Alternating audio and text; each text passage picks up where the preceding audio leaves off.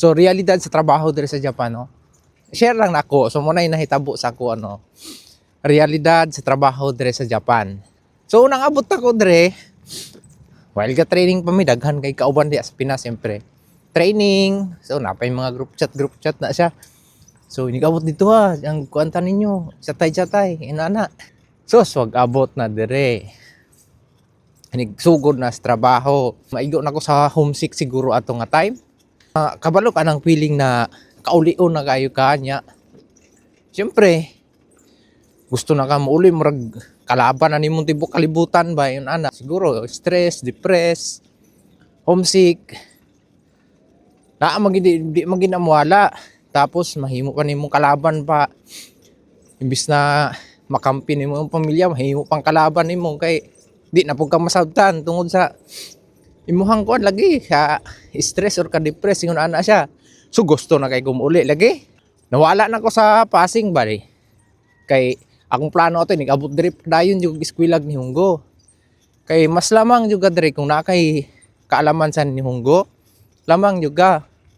Daghang kay opportunity para sa imuha. Na sus dangat yung mga tuig, yung mga duha ka tuig na. Karon nga pauliay nako na halos na adapt na ako diri ang kuan. Daghang kang mga struggle nga maagian jud. Ay ka makapag-adjust, ma-adapt nimo. Kay siyempre una diri language barrier, ang kultura. Imuha kinahanglan nimo adjustan mga pagkaon nila. Kana may mga adjustan nimo. Mamiss gid nimo mga pagkaon sa Pinas pero siyempre ngalan nga naning kamot ka imo ning gi sakripisyuhan ay ka mag-abot ani nga lugar. Dapat ma-adapt nimo. Na karon na pauli ay nanong ko, na-adapt na nako. Di na ko ganahan muli pero di rin ako gamahay. Kay ngano pag-abot na ko dire wa na ako giseryoso akong ni Hunggo. So karon halos pag nag-apply kag trabaho dire required gyud nga naa kay kahibalo sa ni Hunggo. Mostly entry level ang ginapangita samot na sa mga skill nga parehas nako. Kay kinahanglan mag-report ka. Saon pag-report nimo di ka kabalo ni Hunggo, di ka kabalo mo sulat unya ang report biya kay kanji, di ba? So mao ginay isa sa akong gipanghinayangan.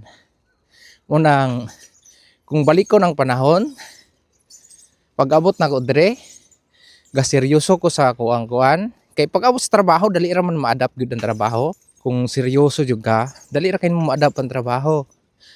Dayon kanang ni Hunggo jud kay pag-abot sa yung ani na time pahumanay na gusto kang mobalhin og kaysa, gusto kang balhin og company, lain trabaho.